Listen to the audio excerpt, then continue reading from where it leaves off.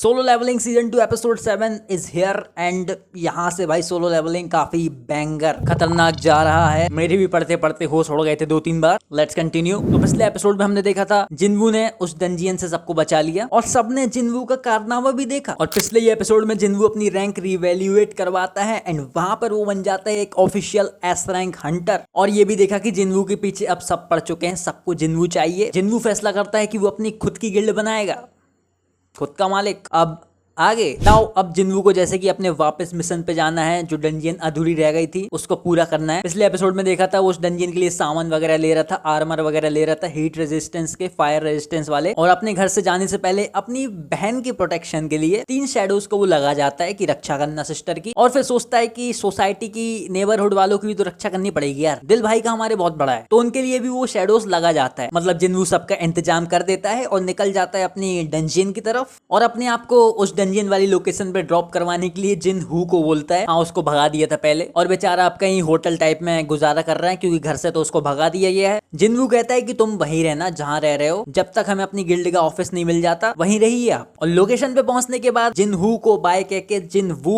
निकल जाता है। एंड नाउ इस बार जिन्वू फायर वगैरह के लिए तैयार है। उसने नए आर्मर वगैरह, कपड़े वगैरह ले रखे हैं, हुलिया तुम देख सकते हो। और अंदर घुसते ही साथ उसको नया क्वेस्ट मिल जाता है और वो क्वेस्ट है डीमंस के मोनार्क को मारना है, जो कि सबसे हाईएस्ट फ्लोर पे बैठा है। उसका नाम है बोरार, ऐसे कुछ। और रिवॉर्ड्स भी बता दिए जाते हैं कि तुम्हें क्या मिलेगा क्वेस्ट पूरा करने के बाद। सबसे पहले रिवॉर्ड तो मिलेगा एक हाईएस्ट क्वालिटी का र्यून स्टोन, जिससे उसकी कोई नई स्किल खुलेगी, नई एबिलिटी टाइप। दूसरा स्टैट्स प्लस 30 कर सकता है, जो भी वो चाहे, स्ट्रेंथ वगैरह, इंटेलिजेंस जो वो चाहे। और थर्ड एक हिडन रिवॉर्ड है, बाद में ही पता चलेगा। और वहां एक पोर्टल खुलती है जिसके अंदर जाके जहां पे उसने लास्ट टाइम छोड़ा था उसी फ्लोर में वो पहुंच जाता है। जैसे ही पहुंचता है उसकी तरफ खूब सारे बड़े बड़े मॉन्स्टर्स आ रहे होते हैं। अब जिन्वू के पास एक नई शैडो है जैसे कि उसने बनाई थी हराइज बोल के, उसका नाम टस्क रखा था, मैजिक वाला बॉस। उसको वो निकालता है एंड वो और वो याद है ना, जिससे कि मैजिक की पावर एम्पलीफाई हो जाती है, इंक्रीज हो जाती है, तो उसको और भी थमा देता है और टस्क से बोलता है हमला करो इन पे। तो वो टस्क इतना खतरनाक हमला करता है कि सामने जितने भी मॉन्स्टर्स वगैरह आ रहे होते हैं सब भाई साहब जल के खाक हो जाते हैं। और जिन्वू भी इतनी पावर देख के हैरान हो जाता है कि ये तो कुछ ज्यादा ही था। नाउ अभी हमें जिन्वू के स्टैट्स देखने मिलते हैं करंट के, जिसमें उसका लेवल 81 हो चुका है, एचपी काफी ज्यादा बढ़ चुकी है, स्ट्रेंथ वगैरह भी खास अच्छी है। इसके बाद हम सीधा जिन्हू के पापा, जो कि चक्कर खा के गिर गए थे पहले, उनको हॉस्पिटल में देखते हैं। और उनको क्या हुआ है, गिरने का कारण क्या था, उनको उसी बीमारी के लक्षण हैं जो कि जिन्हू की मॉम को हो रखी है। इनको उसके लक्षण आए हैं एंड उस बीमारी का नाम है इटर्नल स्लम्बर। ये एक ऐसी बीमारी है जो कि जब से गेट्स वगैरह आए, हंटर्स वगैरह आए, मॉन्स्टर्स वगैरह आए, जब से ये बीमारी आई है। ये बीमारी उनको होती है जो कि मैजिकल एनर्जी को नहीं सह पाते। और मैजिकल एनर्जी किससे निकलती है, क्रिस्टल से, गेट से और यस हंटर्स से। तो इसका मतलब जिन्हू के पापा की कंडीशन का जिम्मेदार काफी हद तक खुद जिन्हू भी है। तो क्या इसका मतलब जिन्हू की मॉम की हालत का भी जिम्मेदार जिन्हू है? बाद में एक्सप्लेन करें शायद इसको। नेक्स्ट हमें एक दिल दहला देने वाला सीन देखने मिलता है जिसमें एक एंट, वो एंट्स जो कि जीजू आइलैंड में बंद हैं, काफी पावरफुल हैं। पर अच्छी बात ये थी कि वो बाहर नहीं जा सकती उस जीजू आइलैंड से। पर जैसे कि उनमें म्यूटेशन हो रहा था तो उनके पंख अंक भी आ गए, तो धीरे धीरे वो ट्राई करने लगी बाकी दुनिया में जाने की, वहां तहलका मचाने की, पर वो जा नहीं पा रही थी। पर फाइनली अब एक एंट ऐसी आ जाती है जो कि जापान के एक आइलैंड जो वहां से पास था वहां पर जिंदा पहुंच जाती है। और इसका मतलब खतरा आना चालू हो चुका है दुनिया पे। ये सीन कुछ कुछ वैसा जा रहा है जैसा हंटर एनीमे का जो काइमेरा एंड टार्क है ना, सेम वैसे ही कुछ फीलिंग दे रहा है ये। अंदर जिन्वू जैसे कि मॉन्स्टर्स को पेल ही रहा है, फिर वो दिमाग लगाता है, अपनी शैडोज की 6 टीमें बना लेता है और सबको अलग अलग भेजता है कि तुम लोग मारते रहना, मैं अपना अलग मारूंगा, जिससे कि तेजी से काम हो सके। अब इससे जिन्वू को काफी जल्दी काफी ज्यादा एक्सपीरियंस मिल रहा होता है क्योंकि ज्यादा काम हो रहा है, मिलेगा ही। और ऐसे करते करते धीरे धीरे जिन्वू और फ्लो चढ़ते जा रहा है जल्दी। और कभी कभार क्या होता है, किसी पर्टिकुलर टीम की हालत बैंड हो जाती है, वो नहीं हरा पाती मॉन्स्टर्स को जो उनको मिलते हैं, तो जिन्वू उनकी हेल्प करने भी जाता है। जिन्वू को आइडिया लग जाता है, उसका माना जल्दी खत्म होने लगता है, तो उसको पता चल जाता है कि हालत बैंड हो रही है किसी शैडो आर्मी की, बचा लेता है उनको। और ऐसा ही जिन्वू एक मॉन्स्टर नाइट को मार रहा होता है एंड उसको मारते मारते वो मॉन्स्टर नाइट बोलता है जिन्वू से, मुझे माफ कर दो, मुझे मत मारो। तो जिन्वू उसका मास्क उतार देता है एंड पता चलता है कि वो तो एक लड़की है, डीमन लड़की। तो जिन्वू कहता है दुश्मन के सामने कोई मर्सी नहीं, कोई दया नहीं, पर वो गिड़गिड़ाया जा रही कि माफ कर दो यार। तो जिन्वू थोड़ा सोच में पड़ जाता है कि इस पे ट्रस्ट किया जाए या नहीं किया जाए। उतने ही में वो डीमन लड़की मौका देख के सोचती है कि ये तो सोच में पड़ा है, उस पर हमला कर देती है जिन्बू पे पीछे से। पर टस्क जिन्बू को अपने मैजिक से बचा लेता है और इतना होने के बाद बंदी फिर गिड़गिड़ाना चालू हो जाती है कि माफ कर दो सर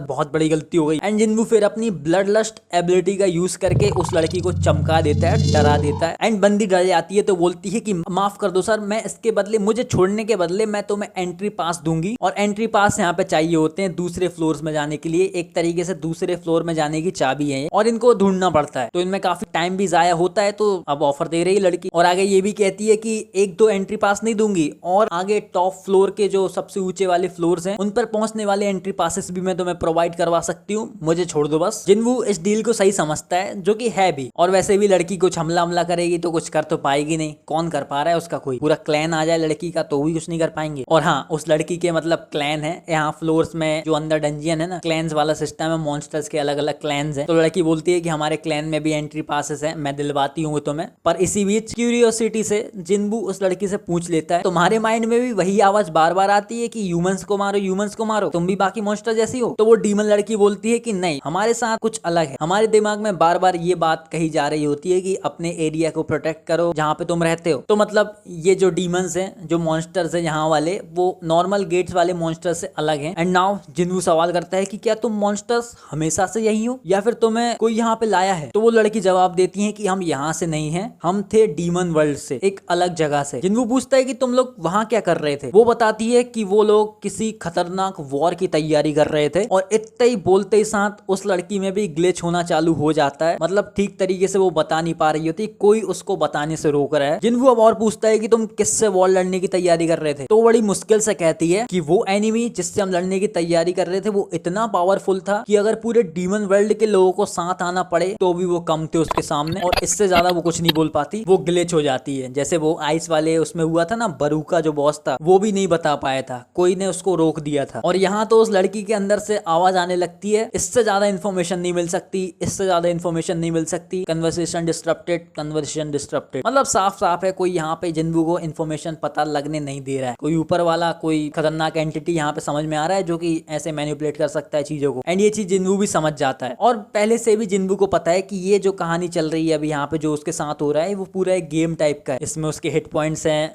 मैजिक एनर्जी है, गेट्स आते हैं, मॉन्स्टर्स को मारता है, अपग्रेड होता है, पूरा गेम ही तो है, उसको भी ये पता है। एंड जिन्बू फिर और थोड़ी इन्फॉर्मेशन निकलवाने का ट्राई करता है उस लड़की से, पर इतने वो बेहोश हो जाती है। दूसरी तरफ जहाँ पर उस आइलैंड में वो एक एंट घुस आई थी, वो खतरनाक तहलका मचा देती है वहाँ वो खूब लोगों को मारती है, पर जापान हंटर एसोसिएशन वाले उसको निपटवा देते हैं। थोड़ा टाइम लग जाता है वहां पहुंचने तक, पर वो लोग एक ए रैंक हंटर की मदद से मार देते हैं। तो समझ रहे हो, एक ए रैंक हंटर मार पाया, ई रैंक, सी रैंक, ये सब तो कुछ है ही नहीं उन एंट्स के सामने, कितनी पावरफुल है वो एंट्स। और बाद में पता चलता है कि लगभग 300 लोग मारे गए सिर्फ एक एंट के द्वारा। एंड मतलब इस चीज को कोरियन हंटर एसोसिएशन स्टडी कर रही होती है कि ये एंट्स का हमला धीरे धीरे और बढ़ेगा, और जापान के पास तो काफी ज्यादा मैन पावर है, पर हमारे पास, हम कोरियंस के पास उतनी ज्यादा मैन पावर भी नहीं है कि हम अपने बाकी आइलैंड्स पे भी ध्यान रख सके। इसलिए वो लोग थोड़ा टेंशन में है। और वहाँ डंजियन के अंदर उस डीमन लड़की को होश आता है, तो वो लड़की जिन्वू को अपने डीमन कासल में ले जाती है, अपने डैड से भी मिलवाती है। डैड जिन्वू को देख के बोलता है, ये कैसे उठा लाई तुम? और वो जिन्वू को देख के समझ जाता है कि ये कितना पावरफुल व्यक्ति है और इसके पास कितनी सारी शैडोज हैं साथ में। जिन्वू कहता है कि एंट्री पासेस दे दोगे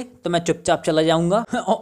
और जिन्वू ये भी कह देता है कि मुझे तुम्हारी बेटी भी चाहिए होगी, क्योंकि उसे उस लड़की को और भी कई एंट्री पासेस की लोकेशन पता है, इसलिए वो हेल्प करेगी उसे ढूंढने में। और ये सुन के उस लड़की का डैड ऑब्वियसली गुस्सा हो जाता है। फिर वो लोग थोड़ा खाना खा के बैठ के बात करते हैं, तब फिर सॉल्व होता है मामला। लड़की का डैड बोलता है कि लड़की को तुम प्रोटेक्ट करना, तुम्हारी फर्स्ट प्रायोरिटी वो रहेगी। और जाने की परमिशन के साथ साथ उसको एक एंट्री पास भी मिल जाता है, वही डैड दे देते हैं उसके। देन वो दोनों निकल जाते हैं दूसरे क्लैन से एंट्री पास लेने। तो जैसे ही एक दूसरे किसी क्लैन के पास पहुंचते हैं, तो लड़की बातचीत करने वाला तरीका जिन्वू को बता रही होती है कि बातचीत करके तुम एंट्री पास ले लेना। और बातचीत स्मूथली हो तो उसके लिए लड़की अल्कोहल भी लाती है, बोलती है उनको अल्कोहल तुम ऑफर करना तो वो दे देंगे आराम से। पर जिन्वू कहता है कि बात किससे करना है, मैं बात करने आया हूँ। और यस ऑब्वियसली पेलम पाल चालू कर देता है। और वहाँ हंटर एसोसिएशन की तरफ अगर हम नजरें डालें तो वहां पर कोई बंदा आता है, कहता है कि हुएंग डोंगसू, वही जो पिला डला है हॉस्पिटल में, वो कहता है कि हमारा डोंगसू हेल्प करेगा तुम्हारी जीजू आइलैंड की रेड में उन एंड से लड़ने में, बस उसके बदले में उसको जिन्वू चाहिए। और अपने चेयरमैन साहब इस चीज की डील कर लेते हैं, शायद इसलिए भी क्योंकि उनको जिन्वू पे भरोसा है कि एरा गैरा क्या करेगा जिन्वू के साथ, कर ही क्या पाएगा।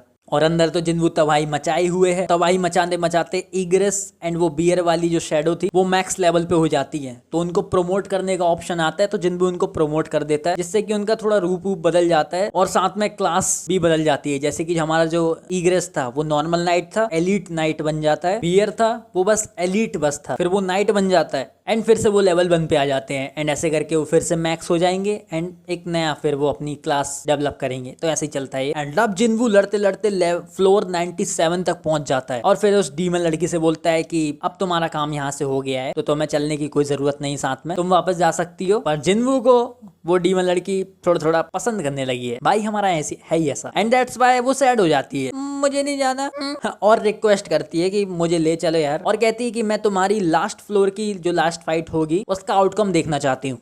तो इसलिए जिन्वू ले चलता है, ठीक है। इस तरीके से वो लोग 98 फ्लोर में चले जाते हैं और फिर लड़ाई मचा देते हैं एंड नाउ इस चीज में कई दिन बीत रहे हैं, ऐसा नहीं है कि तुरंत तुरंत में चीजें हो रही हैं। जिन्वू जब यहाँ जिनहू के साथ इस डंजियन में आया था और अभी के टाइम में जहाँ पे अभी वो है, इसमें कई दिन बीत चुके हैं, तो ठीक है जल्दी जल्दी नहीं हो रहा है। एंड यहीं पे कुछ दिन बीतने के बाद हंटर एसोसिएशन में जापान से एक एस रैंक हंटर आता है, कोरिया, और उसकी भी खुद की गिल्ड है जिसका नाम है ड्रॉ स्वॉर्ड, और उसकी गिल्ड में टोटल जापान में 27 एस रैंक हंटर है एंड उसकी गिल्ड में 11 एस रैंक हंटर है। मतलब जापान में कोरिया जैसा सिस्टम नहीं है जिसमें 5 टॉप 5 गिल्ड है ना कोरिया में, जापान में एक ही गिल्ड के पास ज्यादातर पूरा कंट्रोल है और उसका लीडर सामने बैठा है हमारे चेयरमैन गन ही के, उसका नाम है कोटो रियूजी। कोटो रियूजी यहाँ पर इसलिए आया है क्योंकि वो कोरिया के साथ एक अलायंस करना चाहता है जीजू आइलैंड पे हमला करने के लिए। अपने चेयरमैन साहब गन ही बोलते हैं कि रेड्स तो हमने बहुत करी, कुछ उखाड़ तो पाए नहीं है, अलायंस बना के क्या करेंगे अब। तो हमारा जापान वाला एस रैंक हंटर बोलता है कि हमारे पास प्लान है, मस्त प्लान है। वो बताता है कि उन एंड्स का लाइफ स्पैन 1 साल है, 1 साल तक जीती है वो, तो अगर किसी तरीके से हम उन एंड्स की क्वीन को मार दें तो 1 साल के अंदर अंदर पूरी एंड्स का सफाया हो जाएगा।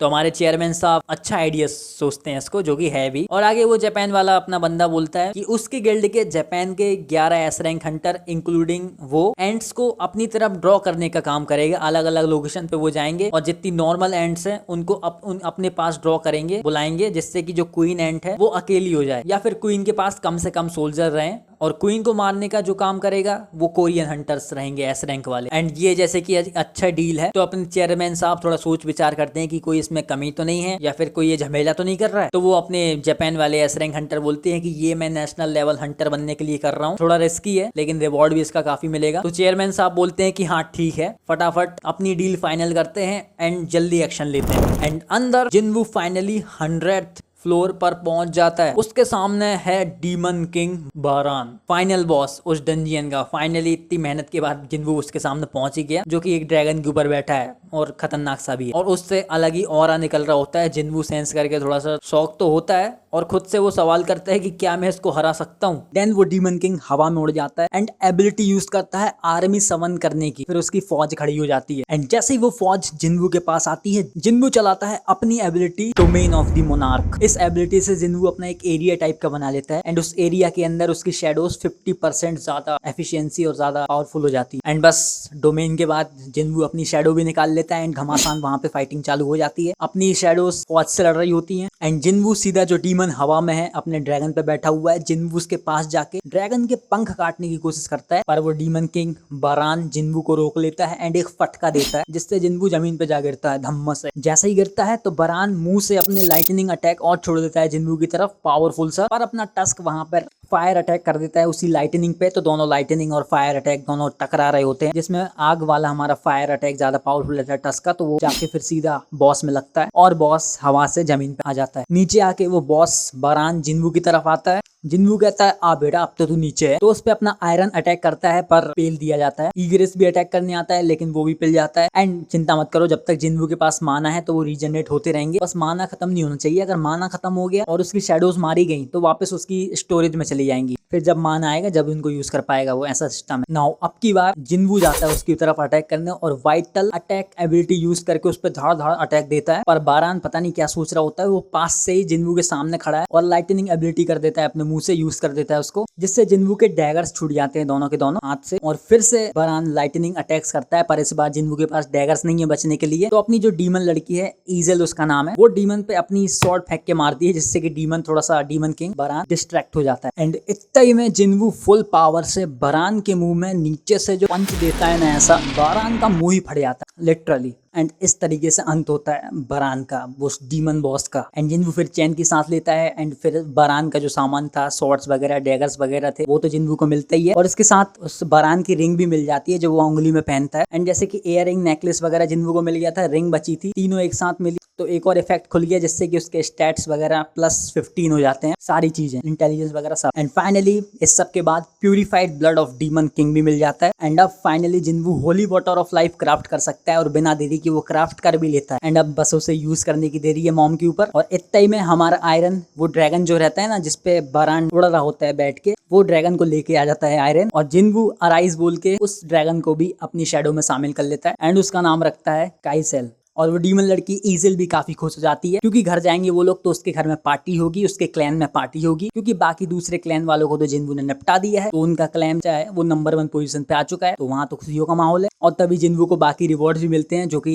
क्वेस्ट कंप्लीट होने के बाद मिलने थे। तो उनमें से पहला रियून स्टोन था, जो कि जिसमें एबिलिटी खुलती है शैडो एक्सचेंज की। वो एक ऐसी एबिलिटी है शैडो एक्सचेंज, जिससे जिन्वू किसी भी शैडो से अपनी जगह बदल सकता है, मतलब उसकी जगह पे टेलीपोर्ट हो सकता है। बहुत खतरनाक तो है, पर इसको 3 घंटे में सिर्फ एक बार यूज कर सकते हैं, फिर 3 घंटे वेट करो, फिर अगली बार यूज कर पाओगे। एंड नाउ जैसे कि अब टाइम हो चुका है, तो जिन्वू उस लड़की डीमन ईजेल से बाय बोलता है कि चलता हूँ अब मैं, अगर फिर मौका मिला तो फिर मिलेंगे। लड़की बोलती है अरे पार्टी होनी थी वो तो कर लो, बैंक्वेट। वो कहता है कि नहीं उसका टाइम नहीं है, और लड़की कुछ कहने का ट्राई करती है, आई बोल पाती है, उतने में जिन्वू चला जाता है टेलीपोर्ट होकर, वही शैडो एक्सचेंज एबिलिटी यूज करके। वो शैडोज उसने नेबरहुड में लगाए थे ना अपने घर के आसपास, उन्हीं पे टेलीपोर्ट हो जाता है वो, और वहाँ लड़की के पास भी 1-2 शैडोज होती हैं। वो शैडोज पूछते लड़की से क्या कह रही थी तुम मुझसे, लड़की बोलती है जाने दो। लड़की शायद वही बोलना चाह रही थी, आई लाइक यू। एंड जिन्वू शहर में अपने वापस दुनिया में पहुंचने के बाद काइजेल में बैठ के कहीं निकल जाता है एंड पक्का मॉम के पास जा रहा होगा होली वाटर पिलाने, और अपने हंटर एसोसिएशन में गन ही साहब और जिनचुल बैठ के और अपना प्लान डिस्कस कर रहे होते हैं कि जो एंड्स की क्वीन का जो उनको ख्याल रखना है, कि नॉर्मल एंड्स को तो वो लोग देख लेंगे जापान वाले, क्वीन को उनको मारना है, और जो गार्ड्स उसके पास रहेंगे क्वीन के पास एंड्स वाले, तो वही लोग डिस्कस कर रहे होते हैं कि कितनी पावरफुल हो सकती है वो क्वीन वगैरह ये वो। और वो लोग जिन्वू से भी कॉन्ट्रैक्ट करने का ट्राई करते हैं, लेकिन हो नहीं पाता है। कैसे होगा, वो तो बाहर था, लेकिन अब हो जाएगा क्योंकि आगे है वो। तभी चेयरमैन को एक अजीब सी मैजिकल वेवलेंथ फील होती है, काफी खतरनाक, तो वो चौंक जाता है थोड़ी देर के लिए, क्या था ये। एंड कहीं और पे बेक्योनू भी बैठा होता है एक हंटर मिन ब्योंगू के साथ, उसको भी ये चीज फील होती है थोड़ी देर बाद। उस बंदे से सामने बैठा है एस रैंक हंटर, उससे ही पूछता है कि तुम्हें फील हुई, उसको नहीं हुई। शायद ये जिन्वू की वजह से होगा, जिन्वू ऊपर से निकल रहा होगा काइजेल में बैठ के, तो उनको थोड़ा थोड़ा सा फील हुआ उसका मैजिक खतरनाक। एंड नाउ अब जिन्वू हॉस्पिटल जाएगा, अपनी मॉम को वो होली वाटर ऑफ लाइफ पिलाएगा। एंड क्या उसकी मॉम फिर ठीक होंगी, नहीं होंगी, क्या होगा ये देखेंगे अब नेक्स्ट एपिसोड में। पसंद आया तो लाइक करना, मिलते हैं फिर नेक्स्ट एपिसोड।